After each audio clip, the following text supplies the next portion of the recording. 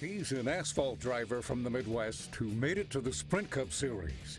She's a former Miss Motorsports who's the daughter of a sprint car driver from Pennsylvania. Somehow they make it work. Time for Slingin Dirt, presented by Hercules Tire. Here are David and Ashley Stremme. Hello and welcome. It is Tuesday, and that means it's time for another episode of Slingin Dirt, presented by Hercules Tires right here on MRN.com. We have a great show for you today. We have Tyler Carpenter, who picked up the win at Brush Creek Speedway just last week. Also, Rick Eckert, I'm going to coin the phrase Mr. Consistency with him. We'll chat and talk and see how his season's been going this year. And last but certainly not least, my good friend Mike Marlar. He won at Brownstown Speedway over the weekend, and he also had a pretty consistent showing at the Hell Tour this year. Yeah, he started out really good. Even though he only ran about half the season there for the Hell Tour. But we'll catch up with him as well. We're your hosts, Ashley and David Stremme. Why didn't they need to change up the Miss United States is what we need to. So a lot of people that didn't know, I'll brag on her here since she won't say much. Anyways, so last week, obviously, Postman stepped in. We had a good show. Did you? I was curious. I still haven't listened to it. So you were out in Vegas enjoying yourself. But anyways, we go out to Vegas. She's competing. She was Miss North Carolina. We're there. Oh, yeah, we don't. I hate that part. But anyways, we're out there. They have how many people? 50? Yeah, there's 40? There was actually only 48. 48. Anyway, so 48 people. I told her, I said, look, we just got to get in the top 15.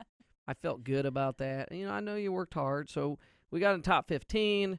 I'm there, and I'm like, all right, we're in that. We need top 10. This is going to be hard. I mean, I was sitting there, and her dad and I are, like, judging these people. Now, we didn't get to see interviews, but we're watching, obviously, the bathing suit competition. Then they had, what is it, the gown? The evening gown. Evening gown. So, anyways, we're watching all this. She gets called in the top 10. I'm like, holy shit, you know, like, we're in the top 10. This is like a win. And then the top 5 rolls out, and you got called first. I'm like, oh, my God. Well, meanwhile, South Carolina group's in front of us, they're friends and family, and it was us, who was just myself and her parents. Which South Carolina is my sister queen. Yes, so. and they're big crowds. So we're just like both hooting for each other, and it come down to both of you. And I knew we were going to get a top 3 once. Miss Texas got, what was that award she got? Some kind of... People's Choice. People's Choice. I said, all right, she's out. She's not going to win. But anyways, you ended up winning. It was she parked it, as Clausen put it. Come up with the phrase. It was a really cool time in Vegas, and so now what? You get to walk around with this sash. Well, I don't know why you don't have it on. Yeah. You need to have it on at all times. That's part of the rules.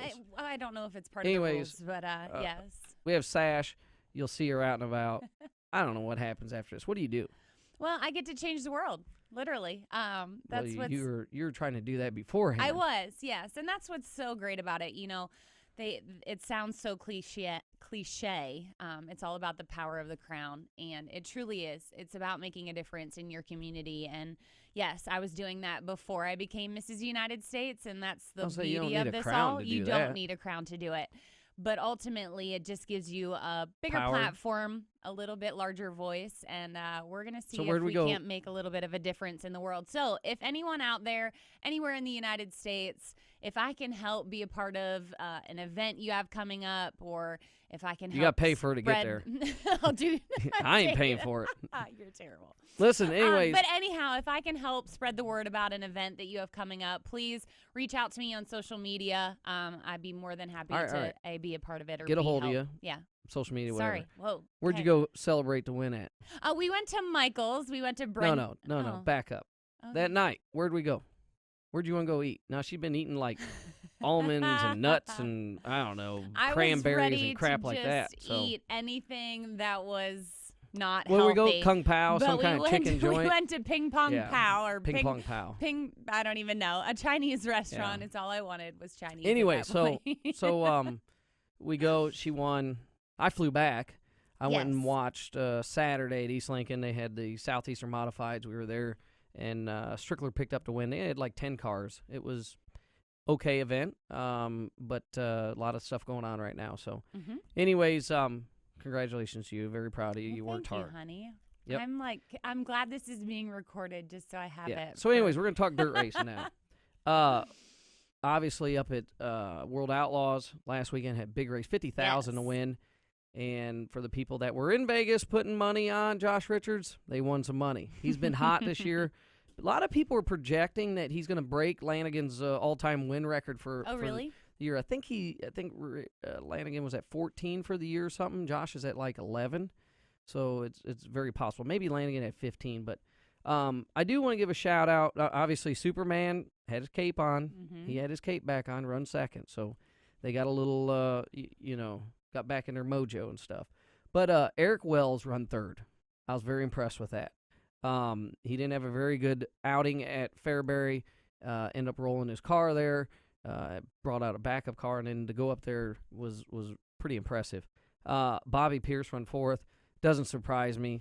I mean, he's found telling you, something. I will say this. After parking next to him, Bobby Pierce doesn't get enough credit for what kind of talent he has. I don't mean this badly. He has a family-funded race team that they do very well with.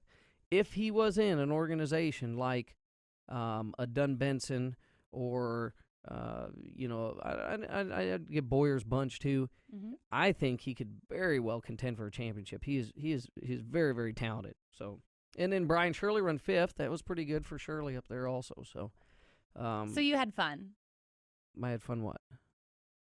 at Fairbury, parking next to Pierce. Yeah, it was a good time. Bob Okay. Pierce, you didn't watch the show last week. I didn't, because I no. talked about it. But I told you that already. yeah. So, anyways, we ended up. I had a great time at Fairbury, but everybody was looking. Obviously, we have towards Cedar Lake. It was a Mhm. big event. Went off as a big kick. But this weekend, Florence, big race. It's going to be really, really cool to see how this plays out with the Lucas Oil race. What they're doing is, and we touched on it last week, they're mounting up 50 tires.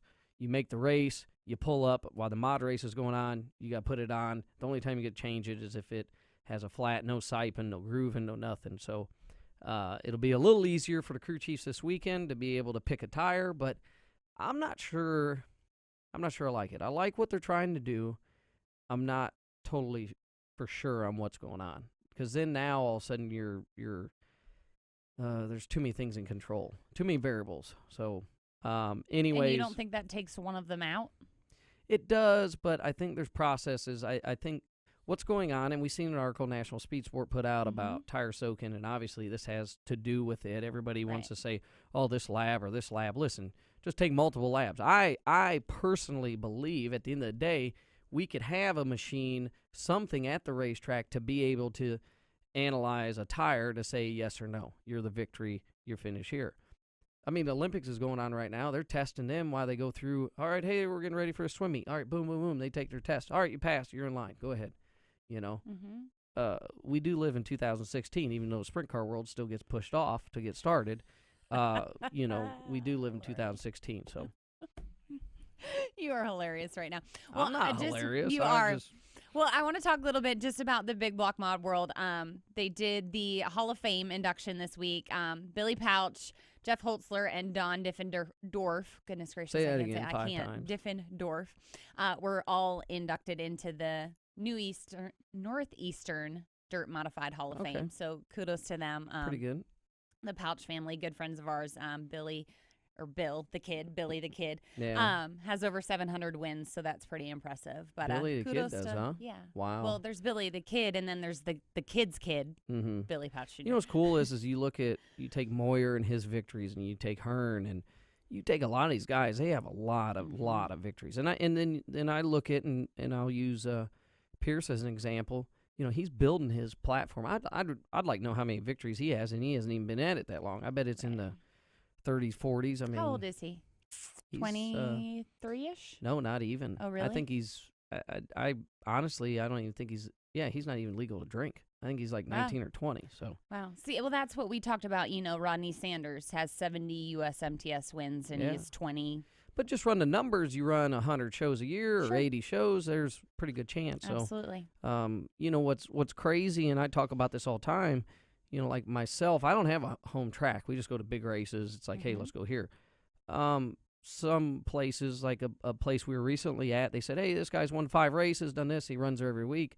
And I felt good we beat him because that's his home track. He's very, very hard to beat there. So when a guy runs somewhere all the time, they get comfortable. But you look at a Moyer, a Hearn, a lot of those guys, Pierce, I'll say, all those guys traveling around are very tough. Bloomer, I mean, very, very tough what they do. So No we need doubt. to take a break. Yes, we're going to talk to Tyler Carpenter up next here on Slingin Dirt, presented by Hercules Tires on MRN.com.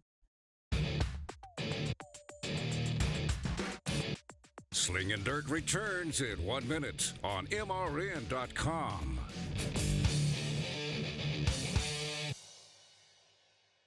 Looking for winged sprint car coverage? MRN has you covered with Winged Nation. Tuesdays at noon Eastern, it's Winged Nation presented by Hercules Tire on MRN.com. Thursdays, check out the Winged Nation Weekend Preview podcast presented by Hefner Racing Products. Then on Saturdays at 9:30 a.m. and 12:30 p.m. Eastern, watch Winged Nation presented by Sage Fruit on MAV TV. MRN's Winged Nation, your source for all things winged sprint cars.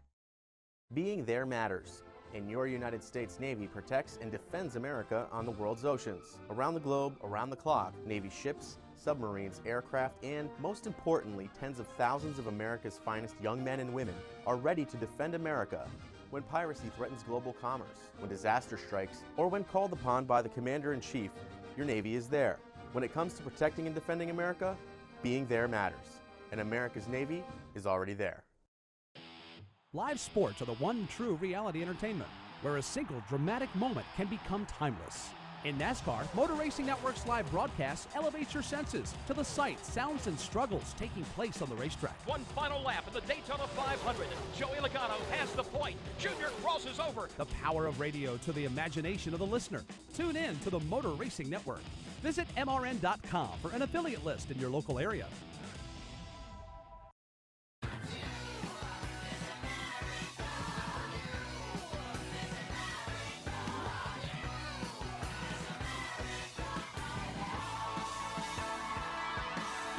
Welcome back to I think that's Slingin towards Dirt. you. I love it. This is hilarious. Yeah. I've got to admit, the MRN family has been truly supportive and amazing through this whole deal, and it still hasn't all sunk in, but I'm blessed that they're a part of this ride for sure.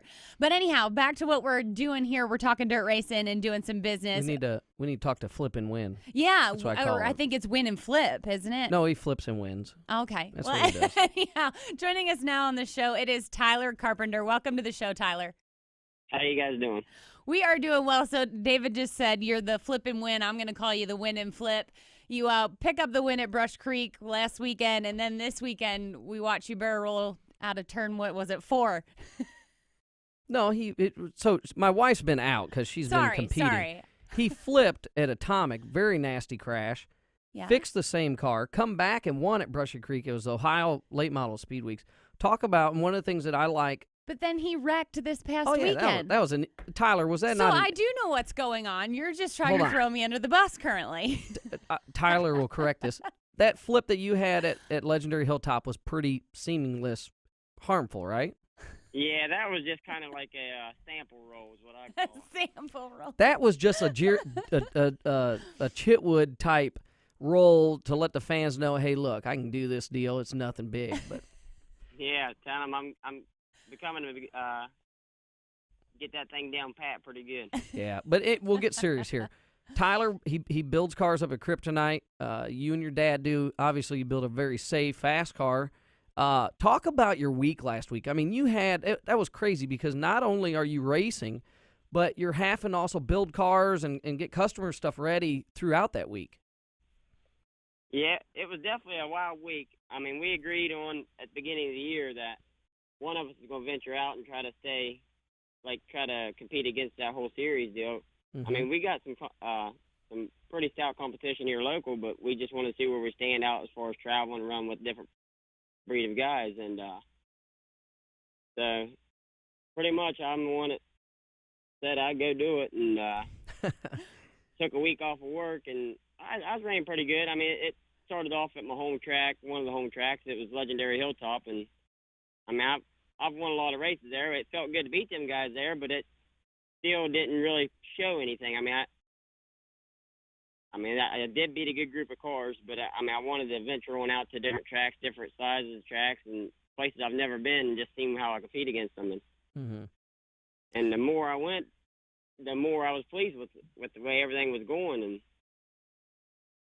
then, needless to say, got to Atomic, and I've been there before, and everybody knows the Tetris Center in turn 3. If you don't watch what's going on, and sure enough, I clobbered it, and that made for a stressful week. So you ended up, you flipped, and you don't take a backup car. I mean, you just take one car to track, correct? Yeah, all I have is one car. So- One car, one motor. I mean, just You're a little the group of guys. one-man band, and That's so about it. you had to go back from Atomic, hurry up, fix that car, and go to the next night. Was where was that at? I forget. You have to refresh my memory. Well, we went back that night and was thrashing around trying to get everything back together, and the car was pretty far gone. Mm-hmm. I mean, to be able to make it the next night, and we literally went without sleep at all, Wow. and got clear down to the wire and wasn't going to make it with my car, and the guy Todd Jones, the guy that lives in Charleston area, he offered to let me run one of his. He's got his boy's car. It's a Masterbuilt. Yeah. And I said, man, I really want to get my stuff together, but before I miss out, I'll run yours, try to keep me at least somewhat up in the points. And I went to, I believe the next race was Millersburg Hilltop. Okay. They call it the Amish country or something. Yeah. And I took his car there. We got there so late, I missed hot laps, and we caught the tail end of qualifying. And I struggled with the car there early just because I didn't get to do anything to it. Just jumped in it and went and had to freehand the setup once I got there. Yeah. And ended up finishing 6th that night. And I got my car pretty well together, but I was waiting on my shocks, JRI shocks. They wasn't fixed. So I ended up running my brother's car at Brush Creek, and they rained out. Uh-huh. So, I mean, I got the hot lap his car, and when they rained out, we went back to the shop and finished buttoning everything up. And then we got everything ready for Atomic that following night. Yeah. And we struggled a little bit early. Like I say, I didn't have my correct shocks on there. I had a set of kind of fallback shocks that wasn't nothing to brag about on the car. Yeah. And had to relearn where to set them things and where to put them to be what I was used to with my JRIs. And ended up, I believe, 5th that night in the feature. I come from 15th to 5th without a caution. I was better than a 5th place car, but without a caution there with that group of guys, you're just. Yeah, it's pretty good. I mean, I thought that was pretty impressive. Yeah. Yeah. Tyler, you talk. Oh, sorry. Go ahead. No, go ahead. I was just going to say, you talk about, wanting to get out and travel some and run against a different group of guys. How does that really help your business, just getting out and seeing different tracks as well and learning, different setups for those different tracks that you're hitting? Well, it helps for one. You get, of course, you see us running around here, and they just wonder what the cars are capable of doing on a big track, because there's not really no big tracks close to our hometown here. We really try to venture out to. And we normally run quarter mile, 3/8, and that's about it. And nobody really knows what the cars are capable of doing on a big half mile or just a different shaped track.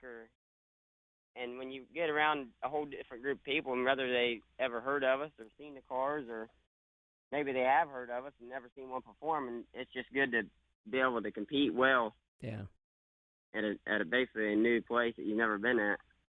And that's like, I went to Millstream. I've never even watched a video of that place. And I got second that night at Millstream. That's definitely something I've never, it's a new track to me. And I've ran on something similar to it, but it was just kind of neat to go there and give it a shot for the win. Me and Drown, I got around him once, and I don't know, should have been a little more aggressive, but I wanted to finish. Well, when you got one car, one motor, everything, you got to finish, But when you talk about Kryptonite race cars, and I recognize them a little bit, started noticing them, and then all of a sudden, like I was watching a Show Me this year, there's a Kryptonite car. You're starting to see them all over the country. But talk about your role there at the shop and what you do and some of your day-to-day activities. Well, as far as here at Kryptonite, as far as me personally, I do a little bit of all of it. I got to build the frames, I got to bend the frames, notch them, weld them. I got to build the body. It's me and my brother. We got a guy, Johnny Vandale, and another guy that helps. His name's Marty. He runs a sport mod class. But them guys are more just fabricators. They just mainly stick with notching and fitting, and yeah, we'll come around and weld everything, get everything buttoned up. But it's pretty stressful, but it's neat to have your name on a product that's out there running so well. Yeah, it's got to make you proud. The thing is, we've actually, I mean, we come from scratch. I mean, we've just took cars that we've had previous and just cut stuff, moved stuff around. And after a while, we said, we're just going to come up with our own design. We refigured the whole chassis and got our own mounting points. And I tell you, the more we learn, the longer we put time and effort into it, it's starting to come right along for us. I mean, we're becoming very stout. The main thing is just finding the budget to be able to venture out and do the things I did with that. Well, hopefully somebody will step up and help you. But when you talk about, say you're starting racing, obviously your dad was racing, and were you helping him? Were you taking care of his cars? And then, hey, you got to start driving? Or talk a little bit about that, how you actually started driving and what you were doing before. Well, I was around racing before I could walk, really. My dad took me races. He started out in a street stock class. I mean, he actually started out in a four-cylinder class, but it only lasted about a year. Yeah. I pretty well remember going to all the races, playing my little Matchbox cars, watching him. And after the years, he asked us, "You boys interested in racing? You want to give it a shot?" And I think we was 11 or 12 years old. Oh, wow. And we was tickled pink. I mean, anything to go around the track, let's try it. Yeah. So he bought us a little car. We took it out to the field that we have out in Ritchie County, and it was a standard. And we've never experienced that in our life. He said, "Here you go. I'll ride with you, and this is how you just got to get in there and do it." And we fooled around. We finally got it down pat, and then once we figured it out, we put a roll cage in that thing, and we went four-cylinder front-wheel drive compact cars. We started driving those for 3 or 4 years, and then we raked and scraped, got enough money saved up, and got it was just like an old banged-up Masterbuilt when we started, square tube car. But hey, I mean, that was a gold mine to me. I mean, me and my brother, we were sharing them things, and we just kind of went from helping him, crewing for him, and learning a little bit to him asking us if we wanted to try it. And we started off in them front-wheel drive cars, and then we ended up in the super late class. Well, limited late. They was like modified tires, what was on them things, 2-barrel carburetor. Yeah. And we've kind of grown from there. Well, that's pretty impressive. I mean, very, very few people anymore build their own cars, let alone even, can work on them. They pretty much buy them, have somebody maintain them, and go race. And you got to feel privileged being able to where you can pretty much do anything on your car and go to the track. Do you get a lot of customers when you're there, competing? Hey, I need you to come over here and help me with this car, or is it you have somebody else that kind of takes care of that? Is that your brother or dad or? No, they'll reach out to any of us, just whoever's near at the time. I mean, I've got people calling me from all different states at multiple different times at night or during the day or whatever, trying to figure out, just asking questions and what they're feeling, what they're doing, what they need to do. And if I'm at the track, 90% of the time, I'll spend more time helping somebody else on, like, one of our other cars, or somebody it's not even in one of our cars, just giving them a hand. Yeah. But, I mean, we'll all give them pretty well great technical support on anything. Well, I mean, cool. Me and my dad and brother and all of us, Well, I know every time I've seen you at track, you're digging. I mean, you are working hard, and I keep up with you. You've been doing very well this year, so we really appreciate you coming on the show. Good luck to you. I'm sure we'll see you here in the coming future, and just don't give your dad too hard a time. He's still still your dad and the boss there. So. Oh yeah, I just gotta get the flipperness out of me, and then I'll be ready to go again. You'll be fine. Love You'll be it. just fine. Love so. it. Thanks for joining us on the show today, Tyler. We appreciate it. Well, thanks for having me. Absolutely. All right, thank you. Love it. He's a trip. I'm telling you, So we'll call him Flip, Win, and Flip. that wreck he had, it was really bad at Atomic. He flipped, and then it was like 6 days later, Eddie Carrier Jr. hit, and it was bad too. So I did see Atomic did some stuff, track upgrades, I guess you'd say, to that end of the wall, but he had quite the week there. No doubt. Well, up next, we will speak to Mr. Consistency, Rick Eckert, here on Slingin Dirt, presented by Hercules Tires on MRN.com. Slingin Dirt returns in 1 minute on MRN.com.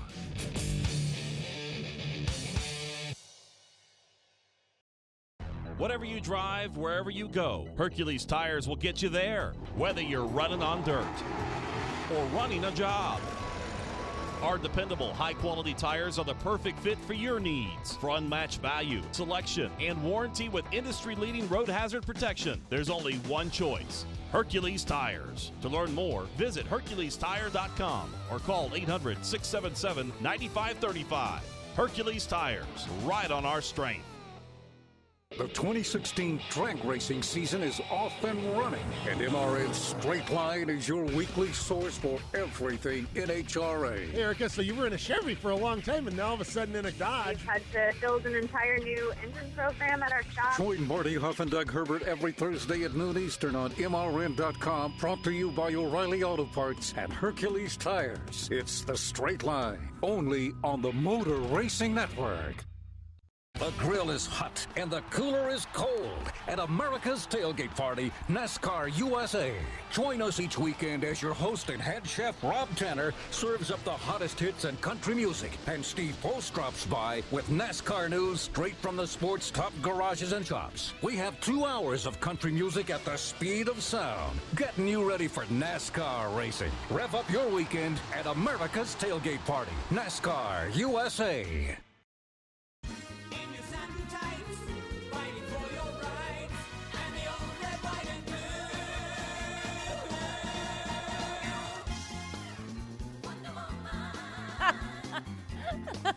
I think we just stick to the slinging dirt, throwing mud at each other.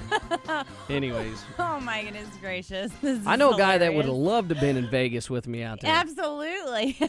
He joins us now on the show. It is Rick Eckert. Welcome to the show, Rick. Oh, it's always fun to talk to you guys. He don't even know what to say, and that's very uncommon, Rick. I was picking on you the other day, David, through Texas with your wife, and I hope she didn't tell you about it. I didn't. You didn't tell him? I didn't tell him. Probably. Oh, that's hilarious. You should have told me. No. Any other driver sitting there texting my wife, I won't worry about. But Rick, when Rick's texting, I'm a little worried now. You got nothing to worry about. Yeah. I was trying to find out how much them dresses cost. Yeah. Listen. We talked about this at Fairbury. Okay. Oh, you did. So there's more behind this than I even know about. This is a This is an after hours type conversation. So, anyways. Like a couple beers in after the races, yes. Yeah. Anyways, hey, you have been doing very, very well this year. And it kind of really started at the end of last year. I mean, you went into a new team and doing stuff, and you got through last year, but it seems like you've really overcome some battles and have had a lot of consistency and knocking on the door wins here. We've been pretty consistent here lately. We just haven't won. I mean, we can't win. I led the other night and gave one away on a restart. You know, I'm beginning to think I'm too young to win. I mean, you know how sometimes you get in a slump. I mean, we run second twice in the last 2 weeks, but we haven't been able to win. But of course, we're racing some pretty stout guys the last couple of weeks. So and every week. So I was going to say. It when you're looking at a guy that's won 11 this year and another guy's won 7, and I mean you're in a very, very good field of cars. Yeah, there's and the problem is some of them are hobbies and you're taking a whole lot of extra wins. Rick, is that frustrating to you though? I mean, you know, you talked about leading and then giving it up on a restart, but finishing second, I mean, it is against a stout field of cars, but ultimately, I mean, you're still a racer. You want to win. Does that frustrate you at all? It does frustrate you when you are leading and lose, for sure. And like there's plenty of times that I would be happy to have second. I'm not going to lie to you, but that wasn't one of the nights. You know, it's just the way it goes sometimes. So I didn't get to ask you at Fairbury, but I'm curious. Remember we talked last year about them, what were them things, slingshots you run on Wednesdays or that open wheel car? Are you still running any of them? Cars. I haven't had a chance. The last 2 years, I haven't had a chance to run any. Billy Pauchik called me the other day, and we were talking about. He called me Sunday night. I was driving home, and he's like, they were racing Susquehanna, which is 10 minutes from my house Sunday night. I'm like, well, I'm 20 hours from home. I'm still on the way home. I'm not going to make it. And he was telling me that we were talking about it. But I haven't raced them lately. But you need to go up there some Wednesday night, and the Tobias will put you in one of them things. It's a whole lot of fun. Boy, it would be. Kutztown is an amazing place. They really do a phenomenal show there. Well, why haven't you taken me there? Because we're busy working. I would like. Or you are, at least. I mean, I'm always open to go. You know, a place that I want to really go to, and she's like, no, you don't need to go there, is Path Valley. And I told you that. Whoa. I want to go to Path Valley in Pennsylvania just because it looks very racy, but we'll go It's a from there. unique place. It really is. And they don't race late models much. And the one time they did this year, we had rained out the night before, and they were calling for like 50% chance of rain that day, and I refused to drive out there. And you do know they raced then. So with that being said, Rick, say a track that you haven't raced on and you've heard a lot about it. Is there a place like that here in the United States that you want to go race that you haven't run on? None that's really at the top of my list that I can think of. We go to so many that I stay confused at them. I don't really. It's just kind of running together. Yeah. Well, what about like Oswego? They're putting dirt on it for the big block cars. Would that be something for the late models to go do? I just experienced the dirt on pavement. Well, I was waiting for this. I kind of put my foot in my mouth on that one. That's not as good an idea as it sounds usually. Yeah. That was I've quite. seen it pulled off really good at like Bristol, and the guy who did Berlin done it well a couple times, but it's way tougher than they think. I think the time frame is a big thing when you're going to do that. But I just thought there was maybe a racetrack out in Idaho or somewhere that you haven't been that you would really like to go to. I have heard of and I think it's Junction City. Mm-hmm. It's a beautiful place. My nephew told me when he was running the Outlaw Tour, there was a race out there, and he said that racetrack was gorgeous. He said beautiful facility, and I like to hit places like that, but I don't really have any on my list. Yeah. Mm-hmm. Speaking of your nephew, has he ever really wanted to get in one of your late models? I tested one day at Susquehanna and put him in it he probably ran 10, 15 laps. Mm-hmm. And then that was all he ever drove. Now he's done. Really? He didn't like it. You know why he didn't like it? Because he probably had to use a clutch takeoff. He didn't get pushed. Yeah. That's what I'm thinking. Normally those guys, they get in there, they're little. David Stremme. No, I got to have fun with that, Now, what's your wife's title now that she just won? Oh, it all depends what day you're on. I mean, no, the competition just won with the dress, the whole. The Miss United States. She is the Miss United States. Yes, Miss United States. Listen, Mrs. Honey, Mrs. Mrs. No, I'm married to you. I mean, he's Mr. United States. That's right. Yes, Rick. Yeah, that's exactly right. Rick, we don't need to go there on that side. I didn't do nothing. You should be proud of her. I'm very proud of her. I was very proud of her. I mean, I was like, I'm watching her eat like dried cranberries and nuts, and I'm like, listen, we need to go have a burger or something, And I tell people all the time, she worked very hard. Now, listen, the food regimen, she was eating very healthy and chicken and all this stuff, and I'd call her. I'm like, hey, what's for dinner? Oh, chicken. I'm like, no, listen, I'm done eating chicken. I'm going through the drive-thru or somewhere. Well, I've put on a little weight. She's taking it off, so now I'm like happy because hopefully we get back to somewhat of a normal eating process. But she takes any weight off, she's gonna blow away. Thank you. Yes. She needs Listen, I have put it all back on in the last 4 days. She needs some There pizza is no burgers doubt from about it. I have ate everything unhealthy possible the last 4 days. But you need some pizza burgers from Eldora. Yeah, but, that would be a hey, good one. So I want to ask your opinion about this tire deal going on at Florence, where they're going to you make the field, they're going to give you a right rear, no siping, no grooving, no nothing. What are your thoughts on that? It really depends on what the racetrack's like. Mm-hmm. They could get in a bind there because, if the racetrack's aggressive, like grit-wise, which that place has been in the past a few times, and they'll blow the blocks right off them tires. Yeah. With no grooves in them. With no sipes in them, I understand. I'm not sure they shouldn't probably let them cut them up a little bit, get some air to them. But if everybody's on the same tire, hey, I have no problem with that. So you're saying it could go like when I watch some of the Super Dirt Car big block races, a very big tire management of, either guys can blow a tire early, be hard on it, blow it early, take a tire, go to the back and try to come from back to the front, or manage their tires and try to pull off victory. It could make the racing exciting. It really could, because, I mean, if a bunch of guys get to hurting tires, blistering tires where they can't go, and they start fitting in, and they, obviously, I guess they're going to have more tires. Yeah. They can put another tire on and come back out. Man, when a guy's tires blistered, you can drive right by them. So it could actually help the race.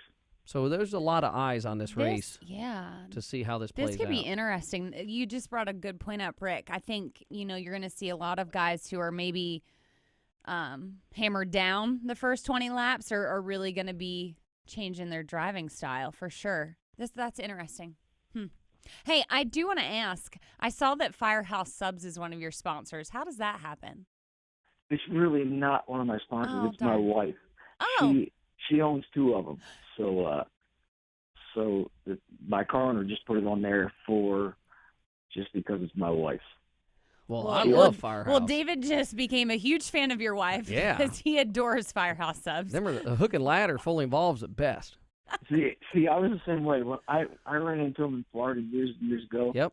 And we, every time we got somewhere racing and there was one, we would stop and eat at it. And a few years ago, my wife says, I want to open one of them. And I'm like, hey, you do whatever you want. And so she went and got her franchise and opened one probably a year and probably 4 months ago. And then she opened her second one probably 3 months ago. Yeah. So I know it's cool you say that, because when I lived in Panama City, it was the same way. I first got to see one, and I'm like, wow, these are awesome. And then they're slowly moving north, and they're definitely a good product. The food's great. And eating at them's fun. Owning them's not as much fun. The restaurant business is not always it's enjoyable. 7 days a week, and Yeah. it's, the phone will start ringing about 6:30 in the morning and quit about 10:30 at night. So Oh, we my goodness know. gracious. So we know that when Rick Eckert's done racing, he's not going to be managing a Firehouse Sub. So what would you do? What would be your dream retirement for you? I like cars, and I would like to. I don't really have a plan. I would like to promote races, but that's pretty hard to get into around this area. And if not, I would build like some kind of street rods or something. Just a little bit of stuff just to keep me sane. I'm more sane when I'm in the garage than I am anywhere else. I think you. But I am like the maintenance guy at Firehouse. I do fix the sinks and anything that's broke. So I am a janitor and a maintenance guy too.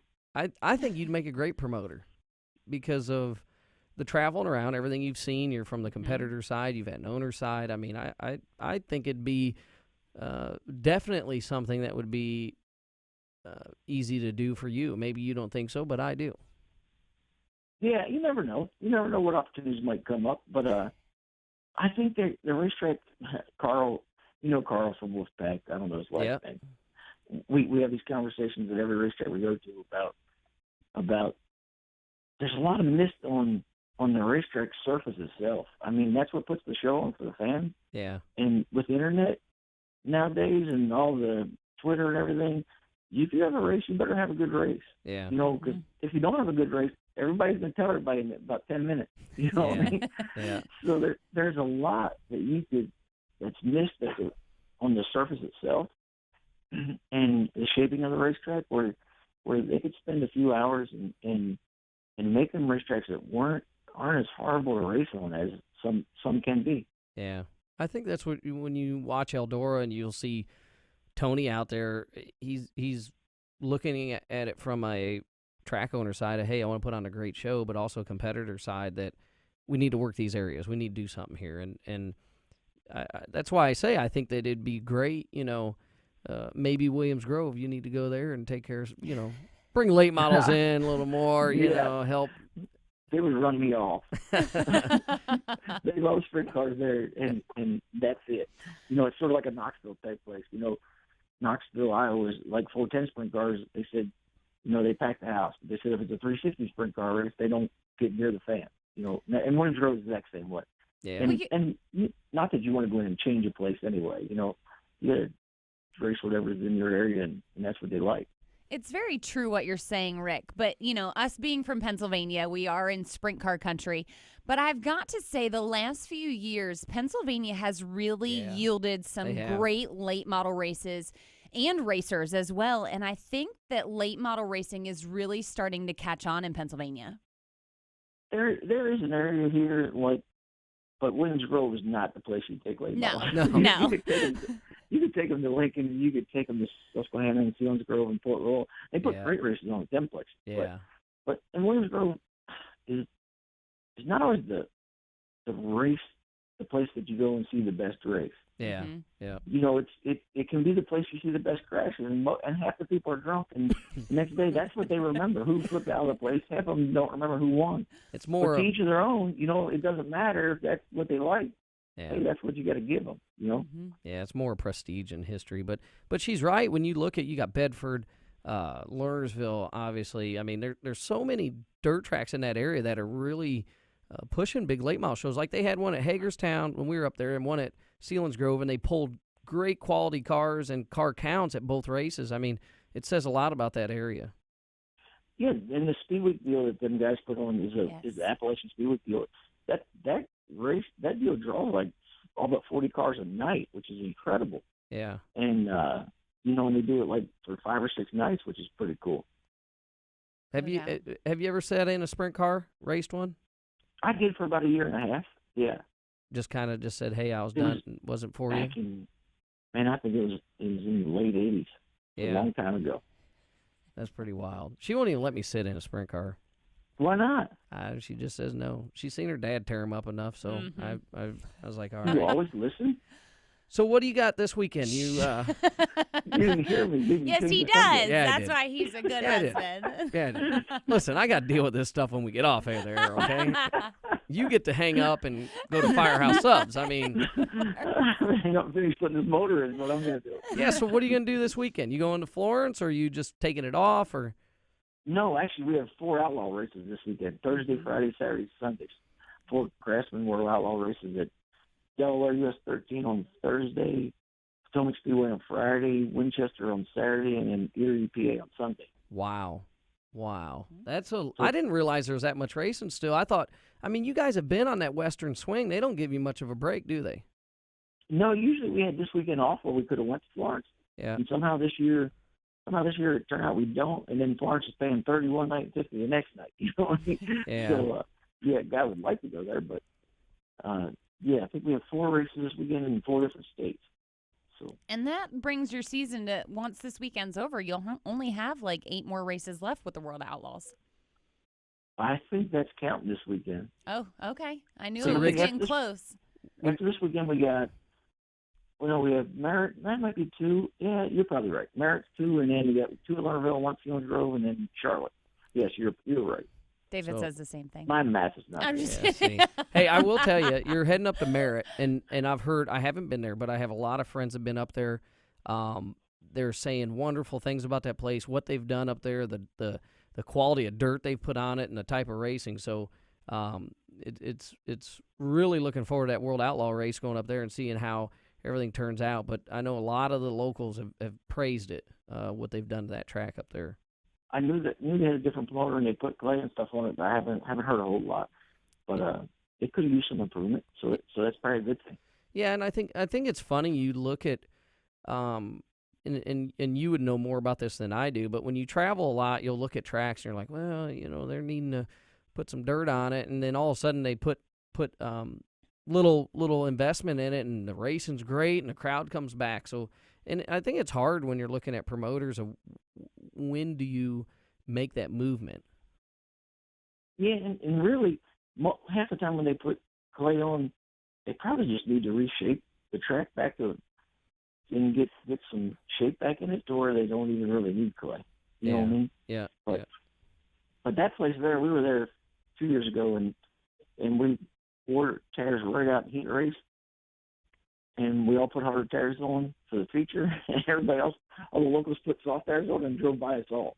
Yeah. So once the sun goes down, it really changes up there in Michigan.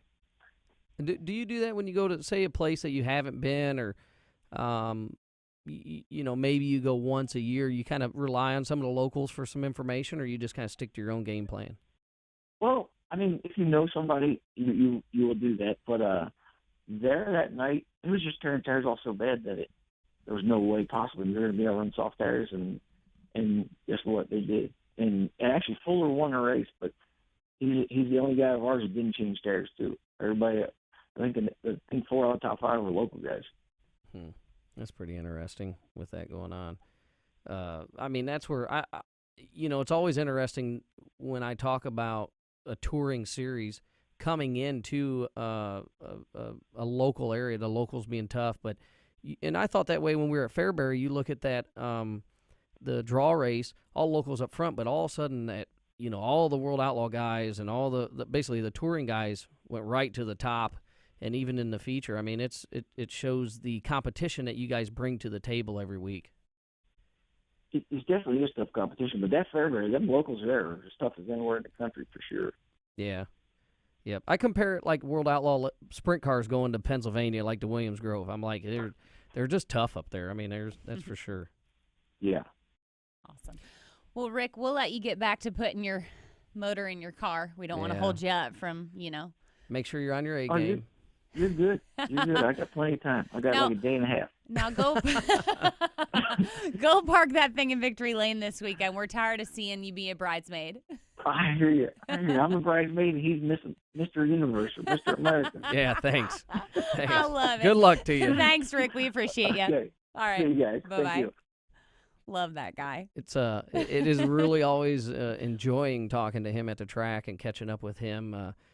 You never know what he's going to say. I know last time he was busting on his truck driver that he said, he came from Spoon River up to Fairbury, and he's like, I brought this guy in for this trip. He's going to drive the truck. And I'm like, really? I said, he looks pretty refreshed. He's like, he didn't even drive at all last night. He just slept. And I'm like, oh, okay. So he's an absolute a trip. hoot. I've known Rick for many, many years now, and he hasn't changed a bit over the years. They would go back to the orange car because it was very pretty. Well, and I think stuff. that has something to do with his owner. Yes. Yeah. Yep. You run what they tell you to. I think you should know that well enough by now. Even though I'm a red type of guy, yes. I mean, but his orange was always the orange and purple is infamous in that 24 for sure. But yep. Hey, when somebody else is paying for it, you do whatever they tell you to. And we need to pay some bills now. That's exactly right. So we'll be back here on Slingin Dirt, presented by Hercules Tires on MRN.com.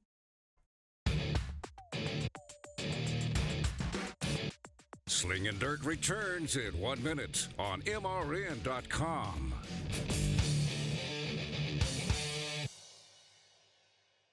MRN On Demand. Listen or watch when you want and where you want. Find all of MRN's original programs in the Media Center at MRN.com, as well as YouTube, iTunes, Stitcher, TuneIn, and Race Day Nation on iHeartRadio. Find NASCAR Live, Motorsports Monday, Winged Nation, NASCAR Coast to Coast, Pod Tracks, Slingin Dirt, The Inside Line, and The Straight Line. Motorsports programs when you want, where you want. MRN On Demand. MRN's Winged Nation, presented by Sage Fruit on MAV TV every Saturday at 9:30 a.m. and again at 12:30 p.m. Steve Post and Ashley Stremme give you a full half hour of sprint car news and interviews with the biggest names from the world of outlaws, ASCS, All-Star Circuit of Champions, Pennsylvania, Knoxville, the West Coast, and all dirt tracks in between. MRN's Winged Nation on MAV TV, presented by Sage Fruit, Saturdays at 9:30 a.m. and 12:30 p.m. Eastern on MAV TV.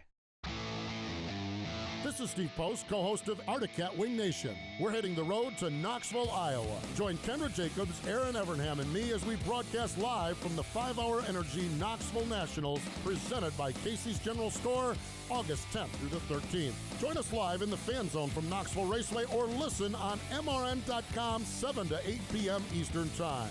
Arctic Cat Wing Nation live from the Knoxville Nationals. You don't want to miss it.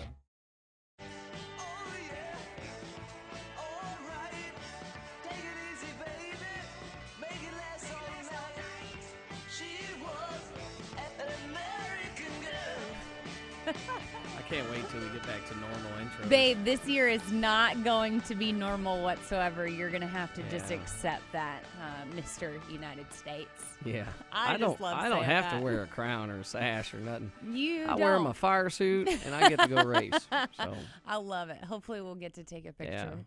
yeah, it would be nice. Yes. But this week has been very trying. Obviously, with we had a passing of a friend. Pretty hard for me to talk about a little bit. Just Brian had moved down here to get into the stock car world, and I had met him through Lauren Rainier. Lauren had told me, said, "Hey, I got this kid. He won, the youngest ever to win in USAC in a sprint car.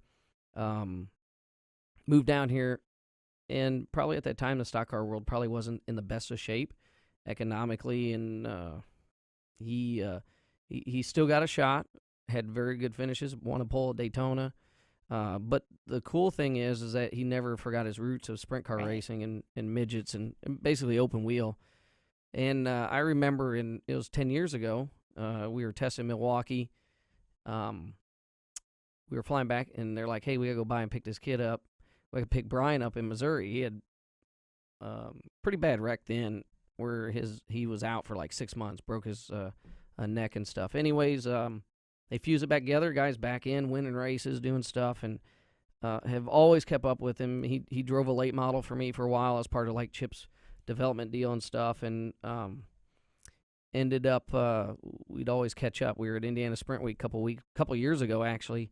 I just seen him at Kokomo he had won the midget week title throughout Indiana, but he had that bad crash there at Belleville, and it's very, very trying because, as we all know, the racing family is tight, and probably the neatest thing I've seen since his accident is the outpour of support towards his family and Lauren, and just people talking about it and their memories and everything that's gone on. So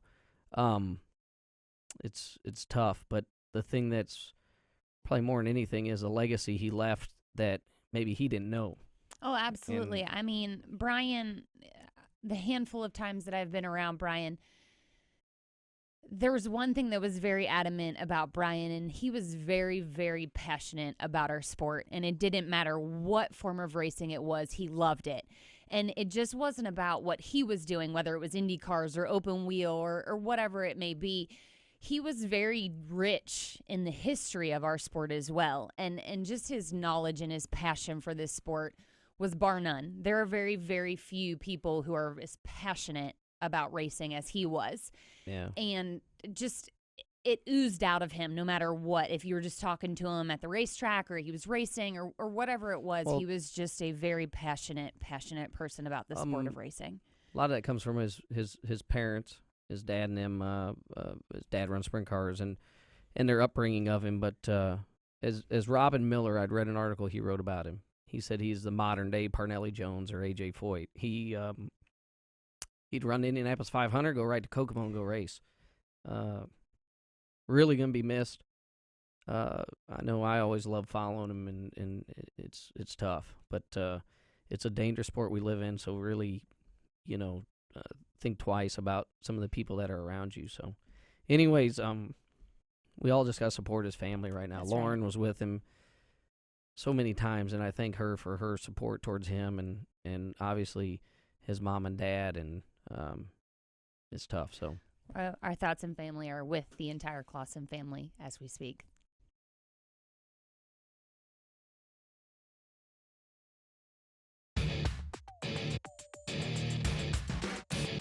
Slingin Dirt returns in 1 minute on MRN.com.